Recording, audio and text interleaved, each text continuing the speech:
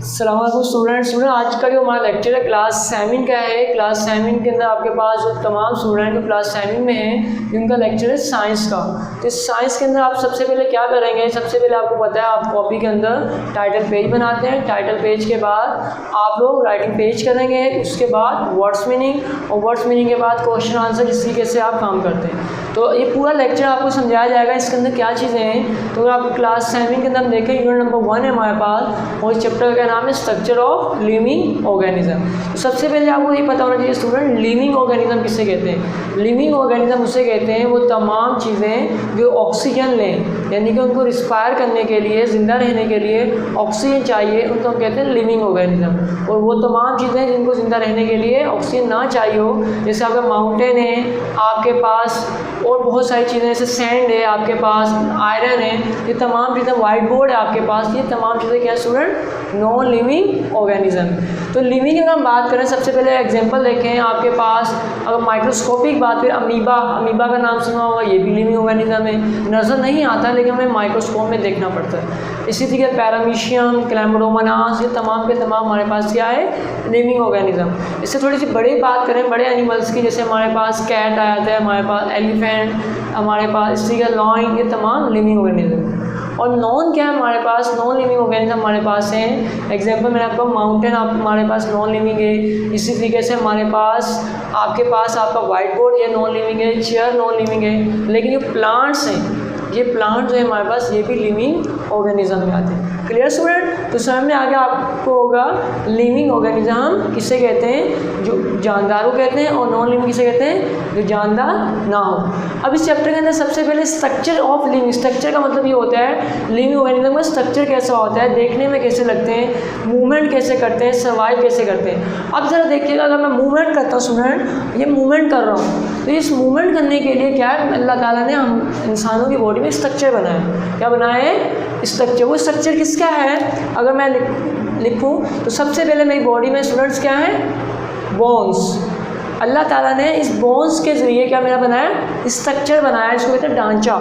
उसके बाद इसी तरीके से बहुत सारे एनिमल्स हैं, उनकी बॉडी में क्या अल्लाह ताला ने स्ट्रक्चर कैसा बनाया, वाटर का बनाया, यानी प्रेशर बनाया अल्लाह ताला उनकी बॉडी के अंदर, जिसकी वजह से उनकी बॉडी क्या रहती है, मेंटेन रहती है। और इसी तरीके से कुछ एनिमल की बॉडी के अंदर फीदर्स भी हैं, जिससे उनकी बॉडी क्या होती है, कवर्स रहती है, तो वो भी उसके स्ट्रक्चर के अंदर इंक्लूड हो जाते हैं। तो सबसे पहले हम बात करते हैं स्टूडेंट, स्केलेटन क्या होता है। स्केलेटन क्या होता है, the structure of framework of our body is called skeleton. जो भी किसी भी बॉडी का स्ट्रक्चर है, फ्रेमवर्क, उसको क्या कहते हैं हम, स्केलेटन। एग्जांपल है, अगर मेरा जो स्ट्रक्चर है, जो मेरा स्केलेटन है, वो बोन्स का है।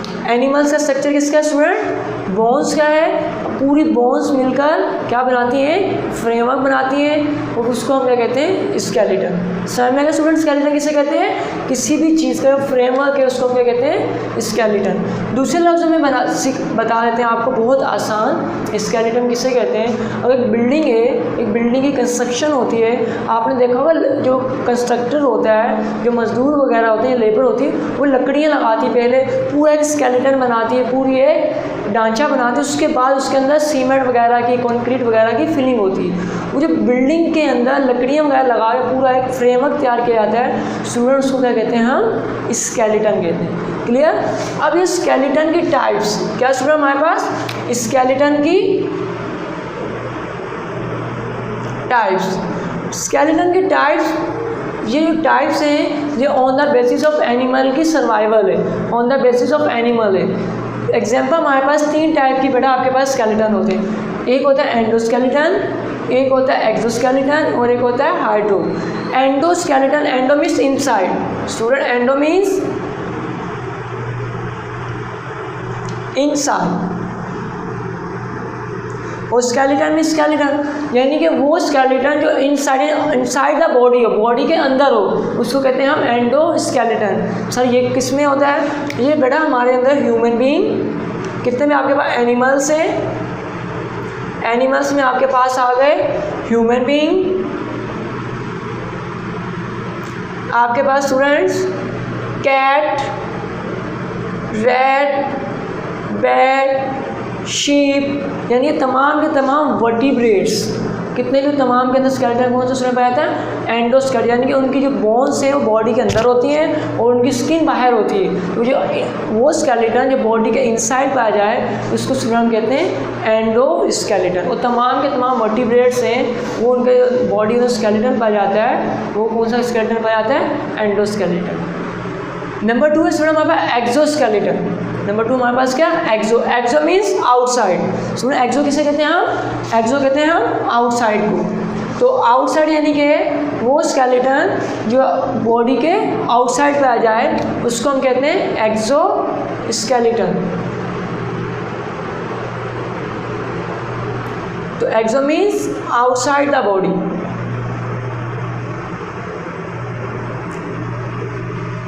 अगर इसका एग्जांपल है student phylum Mollusca. Phylum Mollusca के कितने भी एनिमल्स हैं उसमें कितनी भी स्पीशीज आती हैं तमाम की बॉडी के अंदर एक्सोस्केलेटन पाया जाता है। इसकी एग्जांपल है अगर आपने देखा हो प्रॉन, जिसे झींगा वगैरह कहते हैं, अगर उसकी बॉडी पे आपने देखा होगा जो स्केलेटन होता है बाहर की तरफ होता है। फिश की मिसाल है, फिश की बॉडी के भी आउटसाइड द स्केलेटन होते हैं, आपने देखा स्केल्स होते हैं। तो वो क्या है आपके पास, ये तमाम वो एनिमल या वो तमाम मोलस्का की स्पीशीज जिनकी बॉडी और स्केलेटन होता है वो आउटसाइड होता है, उनको हम क्या कहते हैं? एक्सो स्केलेटन। फिर आपने समंदर की सी साइड वगैरह पे देखा होगा सिप्पी का नाम सुना होगा, एक कॉमन वर्ड है जो जिसके अंदर एक इंसेक्ट पाया जाता है। तो पूरा हार्ड कोटिंग पूरा शेल बाहर होता है, उसके अंदर एक छोटा सा इंसेक्ट होता है, तो वो भी हमारे पास स्टूडेंट क्या कहलाता है? एक्सोस्केलेटन। तो समंदर के अंदर सी के अंदर जितने ज़्यादातर जो एनिमल्स सर्वाइव करते हैं वो तमाम के तमाम या ज़्यादातर आप कह सकते हैं उनकी बॉडी में स्केलेटन पाया जाता है, वो कौन सा पाया जाता है? Exoskeleton. Next student hydrostatic skeleton. कौन सा स्केलेटन? हाइड्रोस्टैटिक। तो ये आपको नाम से लग रहा होगा हाइड्रो, हाइड्रो मीन्स वाटर। तो हाइड्रो किसे कहते हैं? वाटर को, यानी कि इनकी बॉडी के अंदर वाटर भरा हुआ होगा। हाइड्रो यानी कि वाटर। स्टूडेंट स्टैटिक कहते हैं रेस्ट की फॉर्म में या रुका हुआ। तो ऐसे एनिमल जिनकी बॉडी स्केलेटन है वो वाटर पर डिपेंड कर रहा है उसको हम कहते हैं हाइड्रोस्टैटिक स्केलेटन। अगर हम इसकी एग्जांपल की बात करें स्टूडेंट, अर्थवॉर्म। अर्थवॉर्म आपने देखा होगा, तो हमारे पास किसकी एग्जांपल में आता है? हमारे पास हाइड्रोस्टैटिक। अर्थवॉर्म की जो बॉडी है जब वो मूवमेंट करता है तो किस तरीके से मूव करता है? हाइड्रोस्टैटिक स्केलेटन की मूवमेंट करता है। अब आप सोच रहे होंगे सर आपके पास हाइड्रोस्टैटिक की एग्जांपल क्या है? मैं आपको कुछ सिंपल से बता देता हूँ। अगर आपने अर्थवॉर्म देखा हो जस्ट लाइक स्टूडेंट इस तरीके से मूव कर रहा होता है। अब अगर आपको ये मूवमेंट समझ में आ गई वेरी गुड, नहीं तो आप तमाम स्टूडेंट टॉम एंड जेरी देखते होंगे, बहुत अच्छी एग्जांपल। उसके अंदर हमारे पास जो आपके पास जो कैट है जिसको टॉम एंड जेरी कार्ड, आपके पास क्या होता है? एक माउस है और एक आपका कैट है। तो देखा होगा आपके पास जो आपका टॉम है अक्सर आपने उसके एक एपिसोड में देखा होगा तो वो किसी रूलर के नीचे उसको प्रेस कर दिया जाता है। किसके नीचे प्रेस कर दिया जाता है? रूलर। उसके बाद जो उसकी मूवमेंट है इस तरीके से मूवमेंट चल रही होती है। अगर मैं आपको अपने हाथ से करके दिखाऊं, ये देखिए जस्ट लाइक ये मूवमेंट होती है। अब इस मूवमेंट में स्टूडेंट क्या होता है, आप डायग्राम में देखें तो आपको समझ में आ जाएगा। ये एक पूरा मॉलिक्यूल है या एक पूरा एक स्ट्रक्चर है। इस स्ट्रक्चर में क्या होता है? पानी भरा हुआ है। इस स्ट्रक्चर में क्या भरा हुआ है? वाटर। क्या भरा हुआ है इसमें? वाटर। अब क्या होता है, ये जो आपके पास वाटर है इसमें ट्रांसफ़र हो जाता है, ये वाटर इसमें ट्रांसफ़र हो जाता है, उसके नतीजे में इसका साइज़ बढ़ जाता है। इसका साइज स्टूडेंट क्या बढ़ता है? बढ़ जाता है।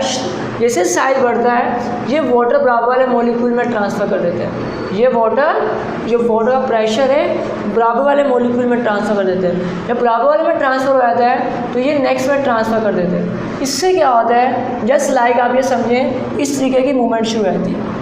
समझ में आ रहा स्टूडेंट? जैसे बैलून है, बैलून में आप पानी भरें उसको नीचे से प्रेस करें, बैलून में पानी फिल करें उसका आप नीचे प्रेस करें तो वो कहाँ चला जाएगा? ऊपर की तरफ। अब आप दोबारा ऊपर से करें वो कहाँ निकल जाएगा? और आगे की तरफ निकल जाएगा। इस तरह की मूवमेंट होती है उस मूवमेंट को कहते हैं हम हाइड्रोस्टैटिक मूवमेंट। और ये एक किस्म का क्या है? मूवमेंट है। तो मूवमेंट कौन सा स्केलेटन पाया गया? हाइड्रोस्टैटिक स्केलेटन पाया गया। Clear student? अब ये स्केलेटन है इसका फंक्शन क्या है? हमने क्यों पढ़ा? एंडोस्केलेटन हमारी बॉडी में पाया जाता है, एक्सोस्केलेटन मोलस्का में पाया जाता है, हाइड्रोस्टैटिक स्केलेटन ये आपके पास पाया जाता है किसके अंदर? आपके पास अर्थवॉर्म में, लीचीज में, नरीज वगैरह में पाया जाता है। कौन सा? हाइड्रो। अब फंक्शन क्या है? अगर बेटा हम फंक्शन की बात करें स्केलेटन की, तो सबसे मेजर इसका फंक्शन है, वो फंक्शन है हमारे पास इसका, ये मूवमेंट में हेल्प करता है। किसमें हेल्प करता है? मूवमेंट में। अगर मेरे बॉडी में बोन्स ना हो, मैं मूवमेंट कर सकता हूँ? नहीं कर सकता। नंबर 2, ये किसी भी बॉडी को शेप प्रोवाइड करता है। क्या प्रोवाइड करता है? शेप। नंबर 1 मूवमेंट के लिए हेल्प करता है, नंबर 2 शेप। अब मेरी जो आपको शेप नज़र आ रही है, अल्लाह ताला ने पहले मेरा एक स्केलेटन बना है, उसके बाद मेरी शेप बनी। नंबर 3 क्या है स्टूडेंट? आपका स्केलेटन का फंक्शन है वो नंबर 1 क्या था? आपके पास मूवमेंट में हेल्प करता है, नंबर 2 क्या है? शेप प्रोवाइड करता है, और नंबर 3 की जो इसका मेजर फंक्शन है बेटा स्केलेटन का, जो आपके बॉडी के इंपॉर्टेंट ऑर्गन है, मेरा हार्ट है, मेरा लीवर है, तो अल्लाह ताला ने इसको एक स्केलेटन में बंद किया हुआ है। उनकी क्या करता है? ये प्रोटेक्शन कर रहा होता है। ये कौन प्रोटेक्शन करता है? स्केलेटन करता है। और इसी समझाऊँ, अल्लाह ताला जो हमें जो स्कल दिया है, क्या दिया है? स्कल। इसको उर्दू में कहते हैं खोपड़ी दी है अल्लाह ताला ने। जो स्कल है इसके अंदर ब्रेन है। इस ब्रेन इतना सॉफ्ट होता है, आप तमाम स्टूडेंट को पता होगा। अल्लाह ताला ने इसकी प्रोटेक्शन के लिए हमें ये क्या दिया है? स्केलेटन दिया। क्या दिया? स्केलेटन। क्लियर? अब स्केलेटन की भी टाइप्स होती हैं। क्या होती हैं? कुछ स्केलेटन मूवेबल होते हैं, कुछ स्केलेटन मूवेबल नहीं। मैं चल रहा हूँ, अब मेरी जो लेग्स का स्केलेटन है स्टूडेंट वो क्या है? मूवेबल है, मूवमेंट कर रहा है। मेरा स्कल ये मूवमेंट नहीं करता, ये फिक्स स्केलेटन में आता है। किस में आता है? Fix skeleton. Clear students? Next देखते हैं हमारे पास नेक्स्ट टॉपिक क्या है?